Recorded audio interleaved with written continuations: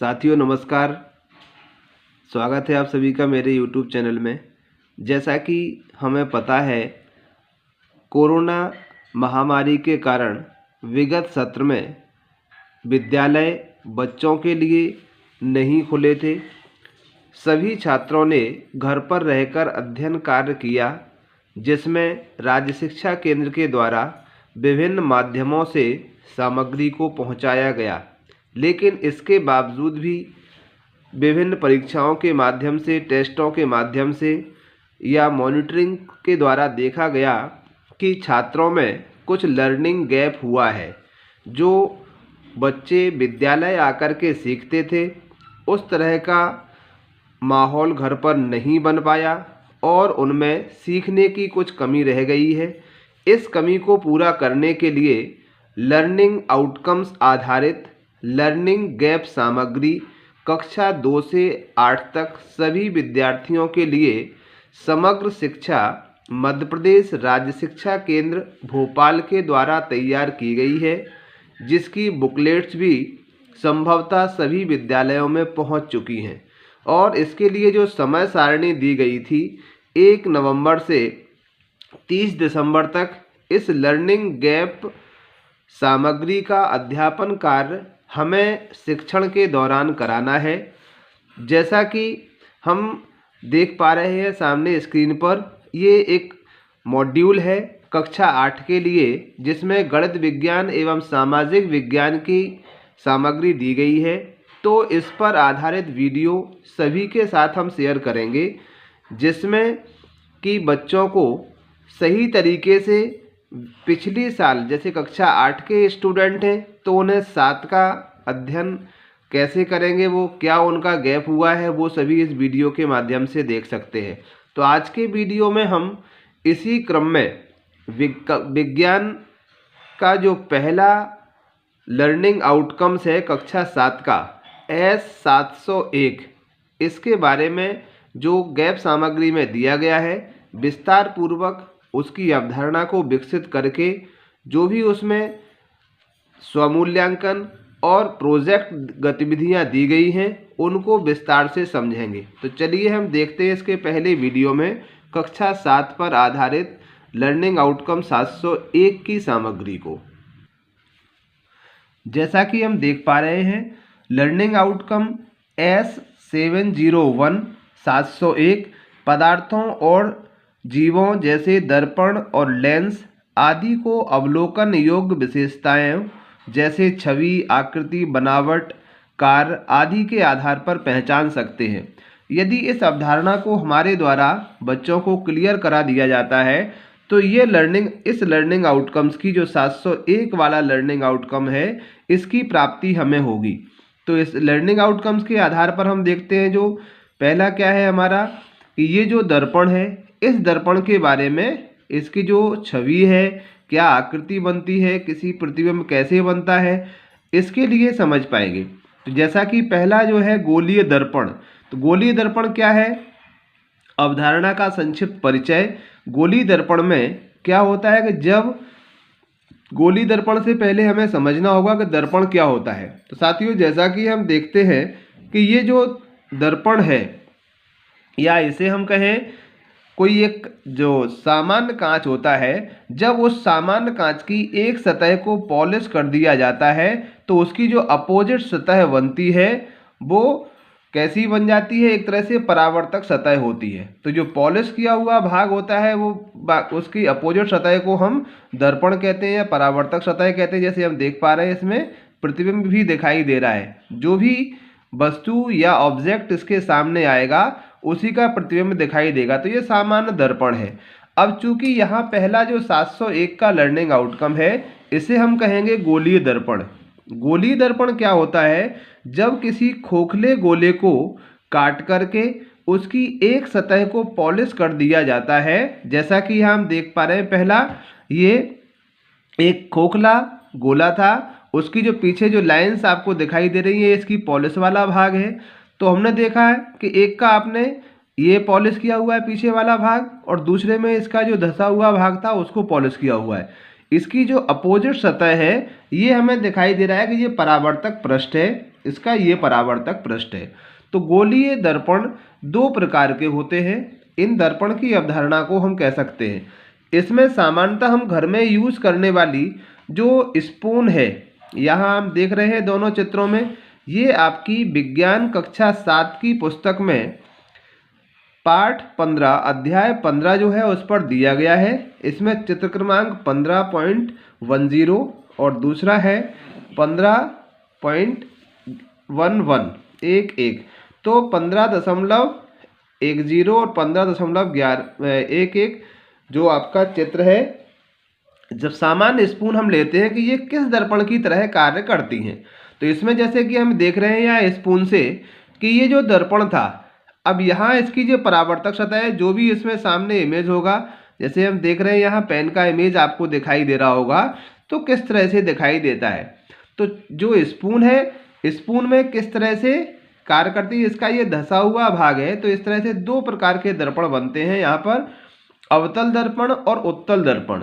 अवतल किसे कहेंगे? अवतल में क्या है, यदि किसी गोली दर्पण का परावर्तक पृष्ठ अवतल है, अवतल मीन्स धंसा हुआ, जैसे हम देख रहे हैं परावर्तक पृष्ठ ये है, तो यहाँ इसका मध्य भाग धंसा हुआ है। जब हम मध्य भाग की बात करेंगे तो मध्य भाग इसके किनारे उभरे हुए हैं इधर, तो जब बीच का भाग धंसा हुआ होता है परावर्तक सतह का, तब ऐसा दर्पण कहलाता है अवतल दर्पण। और जब परावर्तक सतह का जो मध्य भाग है उभरा हुआ रहता है, तब उसे कहते हैं हम उत्तल दर्पण। तो साथियों, ये थी इसकी अवधारणा अवतल और उत्तल की, जो कि दोनों की परिभाषाओं के रूप में हम देख पा रहे हैं। इसी तरह से जब घरेलू स्पून या चम्मच की बात करें तो इसका जो भीतरी पृष्ठ होता है वो अवतल की तरह कार्य करता है, क्योंकि यहाँ देख रहे हैं धंसा हुआ भाग है, और जो बाहरी भाग है इसका वो उत्तल दर्पण की तरह कार्य करता है। जैसे कि आप देख रहे हैं यहाँ पर पेन का इमेज आपको दिखाई दे रहा होगा, जो भी ऑब्जेक्ट इसके सामने होगा उसी का इमेज यहाँ पर दिखाई देगा। तो ये अवतल दर्पण और उत्तल दर्पण है। इसी तरह से अब इसके हम प्रतिबिंब की बात करते हैं कि अवतल दर्पण वास्तविक तथा उल्टा प्रतिबिंब बना सकता है। अवतल मीन्स इस पर जो है कि इस पर वास्तविक प्रतिबिंब बनेगा और उल्टा प्रतिबिंब बनेगा। उल्टे प्रतिबिंब को हम देखेंगे जिसका कोई सिरा ऊपर है, यानी यहाँ, तो अपोजिट साइड यहाँ पर दिखाई देंगे। और तो ये आपका यहाँ उत्तल का है, ये अवतल का। तो इस तरह से अवतल दर्पण में वास्तविक तथा उल्टा प्रतिबिंब बनता है, ये हम देख पा रहे हैं यहाँ पर बन रहा है प्रतिबिंब। इसी तरह से जो उत्तल दर्पण है, बैक साइड से जब हम देखेंगे तो इस पर प्रतिबिंब सीधा और आभासी प्रतिबिंब बनता है, और जो साइज होता है वस्तु से बहुत छोटा साइज होता है। तो इस तरह से हम कुछ क्वेश्चनों को यहाँ पर करेंगे बाद में अभ्यास में जा करके। तो ये इसकी दर्पण की अवधारणा थी। अब हम देखते हैं इसी तरह से लेंस। लेंस भी हमारे दो प्रकार के होते हैं, जैसा कि आप देख पा रहे हैं यहाँ पर उत्तल लेंस और अवतल लेंस। उत्तल लेंस और अवतल लेंस की बात करें कि वे लेंस जो किनारे की अपेक्षा बीच में मोटे प्रतीत होते हैं। यहाँ पर आप चित्र देख रहे होंगे, ये चित्र है कि वे लेंस जो इनका मध्य भाग तो मोटा होता है और किनारे दोनों पतले होते हैं। यही लिखा हुआ है कि वे लेंस जो किनारों की अपेक्षा बीच में मोटे प्रतीत होते हैं उत्तल लेंस कहलाते हैं।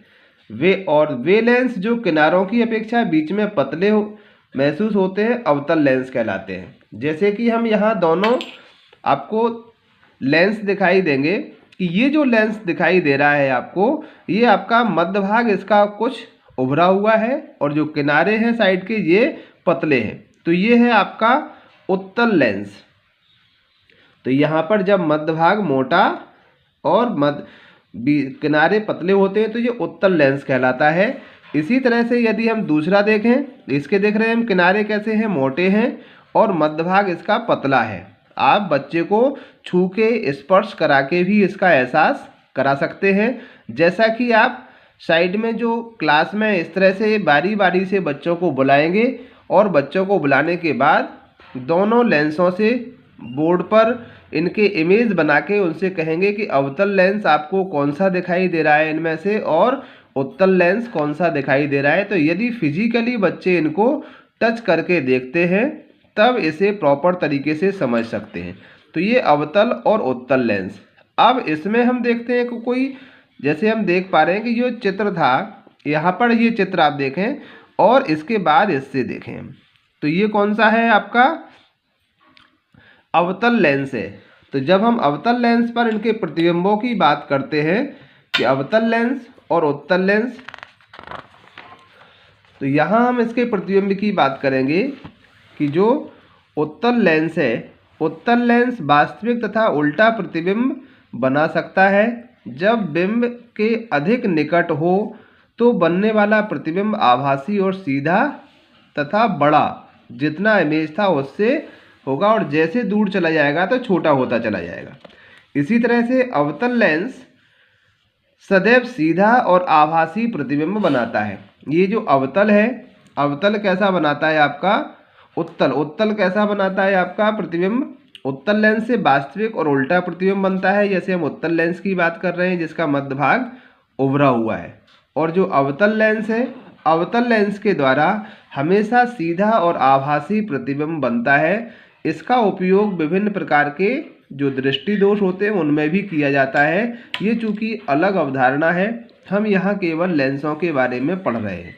अब इस अवधारणा को पढ़ने के पश्चात इससे संबंधित 2 अभ्यास वर्कशीट दी गई हैं। इसमें अभ्यास वर्कशीट 1 और अभ्यास वर्कशीट 2। तो जैसा कि पहला आप देख रहे हैं, अवतल दर्पण किसे कहते हैं। तो जब हम अवधारणा समझा देंगे तो बच्चे अपनी भाषा में भी लिख सकते हैं कि जब किसी गोलीय दर्पण की परावर्तक सतह अवतल मीन्स धसी हुई होती है तब इसे अवतल दर्पण कहते हैं। दूसरा प्रश्न है, किस दर्पण द्वारा वस्तु का प्रतिबिंब सीधा, आभासी तथा साइज में वस्तु से छोटा बनता है। तो यहाँ से हम अपनी भाषा में भी बच्चे लिख सकते हैं। इसका आंसर केवल उत्तल दर्पण भी हो सकता है। अगर हम इतना पूरा नहीं लिख पा रहे हैं तो ये जो प्रश्न में दिया हुआ है सेम वही है, किस दर्पण से, इसकी जगह हमने लिख दिया है उत्तल दर्पण।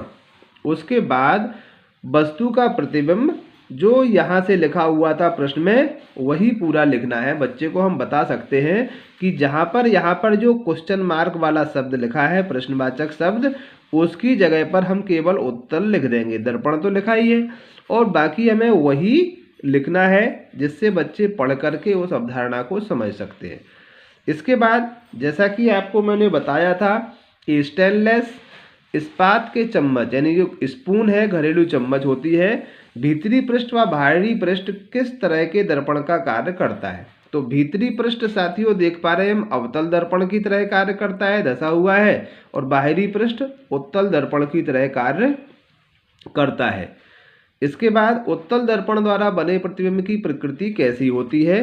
तो प्रकृति कैसी होती है केवल ये यहाँ पर प्रश्नवाचक चिन्ह है, तो कैसी की जगह केवल आभासी लिखना है, बाकी पूरा हमारा प्रश्न से ही मिल रहा है। तो इस तरह से बच्चों को यदि हम इन क्वेश्चनों को के आंसर्स को बनाने के लिए कहेंगे तो स्टूडेंट्स कुछ रोचक तरीके से सीख सकते हैं। इसके बाद हम देखते हैं इसके कार्यपत्रक 2 को। कार्यपत्रक या अभ्यास वर्कशीट 2 है। ये दर्पण के बारे में 4 क्वेश्चंस थे। अब यहाँ से 4 क्वेश्चन लेंस के बारे में है। उत्तल लेंस किसे कहते हैं? वे लेंस जो किनारे की अपेक्षा बीच में मोटे होते हैं, जैसा कि आपको दिखाया है कि किनारे की अपेक्षा बीच में मोटे होते हैं तो उत्तल लेंस कहलाते हैं। और अवतल लेंस किसे कहते हैं? अवतल लेंस से प्रतिबिंब किस प्रकार का बनता है? तो सीधा, आभासी तथा वस्तु से छोटा। जैसा कि हम ऊपर अवधारणा में लिखा हुआ है कि अवतल लेंस से प्रतिबिंब कैसा बनता है, ये आपका सदैव सीधा, आभासी और बिंब से छोटा, जो वस्तु होगी उससे छोटा होगा। तो हम यहाँ पर ये प्रश्न को कर सकते हैं। अब साथियों ये आगे क्वेश्चन आप देख पा रहे हैं। अवतल लेंस और उत्तल लेंस को चित्र द्वारा प्रदर्शित कीजिए। तो जैसा कि चित्र हमारी अवधारणा को समझाने में बना हुआ था, सेम उसी टाइप के चित्र हमें दोनों बनाना है। उत्तल लेंस जिसका मध्य भाग मोटा और किनारे पर पतला होता है, और अवतल लेंस जिसका मध्य भाग धंसा हुआ और किनारे इसके मोटे होते हैं। तो इस तरह से ये तीसरा क्वेश्चन था। नेक्स्ट चौथा क्वेश्चन है इसका कि उत्तल लेंस द्वारा किस प्रकार का प्रतिबिंब बनता है। तो यहाँ से इसकी उत्तल लेंस की प्रकृति कुछ अलग होती है कि वास्तविक तथा उल्टा प्रतिबिंब बनता है सामान्य रूप से देखा जाए तो। लेकिन जब भी बिंब यानी जो वस्तु है लेंस के अधिक निकट हो तो बनने वाला प्रतिबिंब आभासी, सीधा और आवर्धित मीन्स जो प्रतिबिंब है उससे बड़ा दिखाई देता है। इसीलिए आपने देखा होगा कि जो बुजुर्ग व्यक्ति है वो उत्तल लेंस, हैंड लेंस होता है, उस हैंड लेंस के द्वारा ही न्यूज़पेपर को पढ़ने का कार्य करते हैं। उसके पास में हैंड लेंस को लगाते हैं और उससे आवर्धित यानी बड़ा हुआ प्रतिबिंब भी दिखाई देता है। तो इस तरह से साथियों ये अभ्यास वर्कशीट 2 लेंस के आधार पर थी। इसके बाद स्व आकलन है। कुछ क्वेश्चंस को भी बच्चों को यहाँ करना है कि यदि प्रतिबिंब सदैव आभासी तथा साइज में छोटा होता है तब वो क्या कहलाता है, तो वो अवतल लेंस कहलाता है। और यदि जो लेंस किनारों की अपेक्षा बीच में मोटा होता है तो अवतल लेंस कहलाता है। यदि किसी गोली दर्पण का परावर्तक पृष्ठ उत्तल हो तब वह उत्तल दर्पण कहलाता है। इसी के साथ साथ हम इनके शत वाले क्वेश्चंस को भी करवा सकते हैं। नेक्स्ट तीसरा जो प्रश्न था, उत्तल और अवतल लेंस का चित्र बनाएं। तो यहाँ जो चित्र की अवधारणा को समझाने वाला प्रश्न था, यही आप चित्र भी बच्चे द्वारा से इसको बना सकते हैं। इस पर फिर हम देखते हैं जो लास्ट में प्रश्न दिया हुआ है कि दिए गए चित्रों से उत्तल दर्पण और अवतल दर्पण को पहचान कर उसके नीचे उसका नाम लिखना है। तो जो दर्पण आप बच्चों को दे सकते हैं और उनके चित्रों के केवल नाम लिखवाना है तो नाम लिख सकते हैं। तो साथियों ये था एक बहुत ही महत्वपूर्ण वीडियो लर्निंग गैप आउटकम पर आधारित सामग्री को समझाने से संबंधित। इसी तरह से प्रत्येक लर्निंग आउटकम्स को समझाने के लिए इस सामग्री में 1 या 2 वर्कशीट दी गई हैं और 2 या 1 अवधारणा के द्वारा उसे समझाने का प्रयास किया गया है। तो साथियों वीडियो में दी गई जानकारी कैसी लगी, अपनी राय हमें कमेंट बॉक्स में ज़रूर दें। इसी तरह के वीडियोस देखने के लिए हमारे चैनल से जुड़े रहें, चैनल को सब्सक्राइब करें और फ्रेंड्स तक शेयर करें। इस वीडियो को आप अपने स्कूल के जो ग्रुप बने हुए हैं छात्रों के, उन तक भी पहुंचाएं, जिससे कि उन्हें ये सामग्री भरने में कोई असुविधा महसूस ना हो। आगे अभी तक वीडियो देखने के लिए सभी को बहुत बहुत धन्यवाद।